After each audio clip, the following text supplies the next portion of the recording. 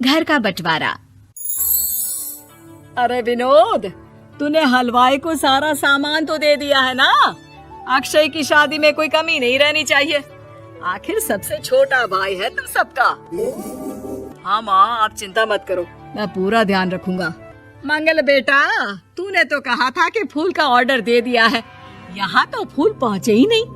अब क्या बहू की विदाई के बाद फूल आएंगे? माँ, मैंने अभी बात की है फूल वाले से, वो रास्ते में ही है। आप किशोर भैया से क्यों नहीं कहती कुछ करने को? किशोर पहले ही मेरे बताए काम कर रहा है। पास के सभी रिश्तेदारों और मोहल्ले वालों को कार्ड वही तो देकर आया था। रिसेप्शन के लिए हॉल भी उसी ने बुक किया था। टेंट कुर्सी वालों को भी तो वही देख रहा है। पर कई मोहल्ले वाले तो हमारे भरे पूरे परिवार से जलते भी है, उन्हें बुलाने की क्या जरूरत थी?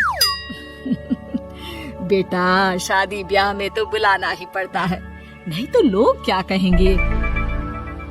दादी दादी देखो ना, हलवाई अंकल हमें लड्डू नहीं दे रहे, आप इनको डांटो ना। अरे चैन सुख दे देना बच्चों को लड्डू, क्यों तंग कर रहा है इन्हें? बेबी जी, मैं कहाँ मना कर रहा हूँ, लेकिन लड्डू बनते ही ये बच्चे उठा उठा कर खा लेते हैं। अरे मैं तो इन्हें थाल में रख के परोस भी नहीं पा रहा। भागो, अब कोल्ड ड्रिंक पीने चलते हैं। भागो भागो, अब कोल्ड ड्रिंक पीने चलते हैं।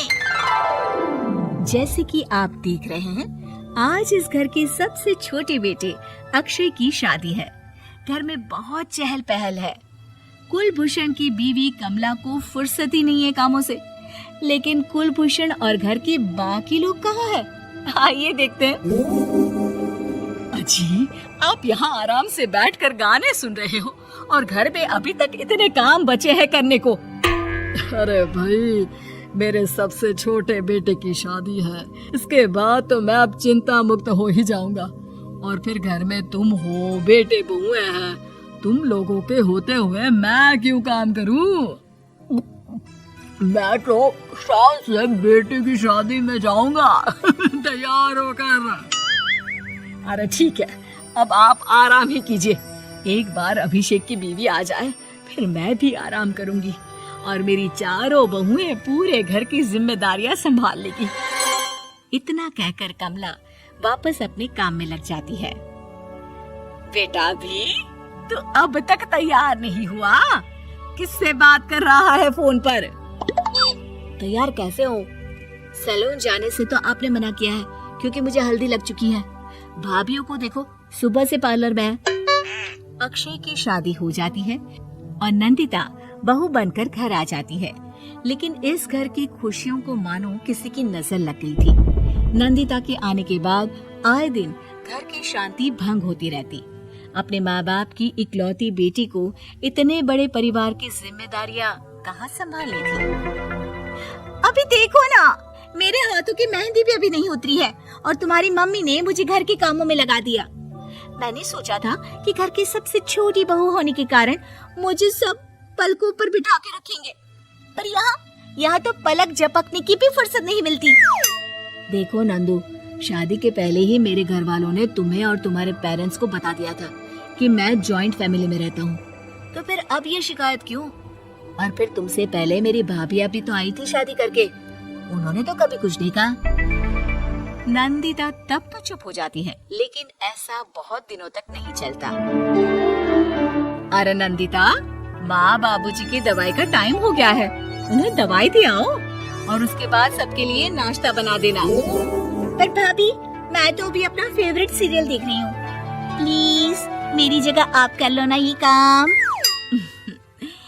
ठीक है, मैं तेरी जगह माँ बाबूजी को दवाई दे आती हूँ और नाश्ता बना लेती हूँ। तू मेरी जगह पूरे घर की डस्टिंग करके 5 बच्चों को स्कूल के लिए तैयार करके भेज देना और दोपहर का खाना बनाने के बाद कपड़े धोकर सुखा देना। उसके बाद हम दोनों मिलकर बाजार जाकर सब्जी ले आएंगे, फिर डिनर की तैयारी कर लेंगे और उसके बाद बस भाभी, मैं माँ बाबूजी को दवाई देकर सबके लिए नाश्ता बना देती हूँ। ये भगवान, ये कहाँ लाकर फंसा दिया मुझे। मेरे घर में तो गिनती की 8 रोटियां और 2 सब्जी बनती थी और नाश्ता निपट जाता था। यहाँ तो रोटियों का ढेर और सब्जियां बड़े बड़े पतीलों में बनानी पड़ती है। नाश्ता बनते बनते लंच का टाइम हो जाता है और लंच बनते बनते डिनर का। अभी मुझ में तुम्हारे पूरे परिवार का नखरा उठाने की और ताकत नहीं बची। मैं ऐसे नहीं रह सकती। अरे तो क्या चाहती हो तुम? मुझे अलग रहना है बस। तो ठीक है, हम कल ही शिफ्ट हो जाएंगे किराए के घर में। इतना बड़ा घर होते हुए हम किराए पे क्यों रहेंगे? ना जी ना, घर में ही दीवार खड़ी करो अपने हिस्से के आगे। घर के साथ साथ घर की खुशियों में भी दीवार खींच जाती है। ऐसे ही कई महीने बीत जाते हैं और नंदिता माँ बन जाती है। बच्चे के आने से अभिषेक के कंधों पर खर्चों का बोझ आ पड़ता है। अभिषेक का बोझ कम करने के लिए नंदिता भी पार्ट टाइम जॉब कर लेती है, लेकिन इससे उसके सर पर नौकरी, घर और बच्चे की जिम्मेदारी बढ़ जाती है। नंदिता, ये क्या है? तुमने घर भी ठीक से साफ नहीं किया, ना ही मेरे कपड़े धुले हैं। चिंटू के बाल भी कटवाने जाना था, देखो उसके बाल कितने बढ़ गए हैं। अरे करती क्या हो पूरा दिन तुम? मैं करती क्या हूँ? तुम्हारा नाश्ता और लंच बनाने के बाद चिंटू को डे केयर सेंटर पर छोड़ कर आती हूँ, फिर खुद ऑफिस जाती हूँ। पूरा दिन काम करके आने के बाद बिना आराम किए बाजार से सब्जियाँ लेकर आती हूँ, घर आकर खाना बनाती हूँ, चिंटू को देखती हूँ और क्या करूँ मैं? तो किसने कहा था अपने सर पर इतने काम लेने को? मत जाओ ऑफिस। ऑफिस जाए बिना घर के खर्चे कहाँ से पूरे होंगे? चिंटू की डे केयर का खर्च, उसके लिए बेबी फूड का खर्च, प्रेस वाले का खर्च, ये सब तुम्हारी सैलरी से होता नहीं है। अगर परिवार से अलग नहीं होती तो इतनी मुसीबतें नहीं उठानी पड़ती तुम्हें परिवार के साथ मिलकर काम करने में दिक्कत थी, लेकिन काम तो अब भी बहुत है तुम्हारे सर पर। चिंटू को भी डे केयर भेजने की जरूरत नहीं पड़ती। उसको गोद में खिलाने के लिए दादा दादी और घर के सभी बड़े होते। उसके साथ खेलने के लिए उसके भाई बहन भी होते। मेरे तीनों बड़े भाइयों के बच्चे भी बड़े हुए हैं, लेकिन बिना महंगा बेबी फूड खाए, क्योंकि मेरी माँ और भाभियाँ बहुत अच्छे से जानती है कि बच्चे को क्या खिलाना चाहिए। बिजली के बिल जैसे खर्चे भी सब मिलकर बांट लेते थे, लेकिन तुम्हें तो सबसे अलग रहने में ही मजा आता है। तो अब शिकायत क्यों करती हो? बस करो अभिषेक, बस करो। मैं मानती हूँ कि मैं गलत थी।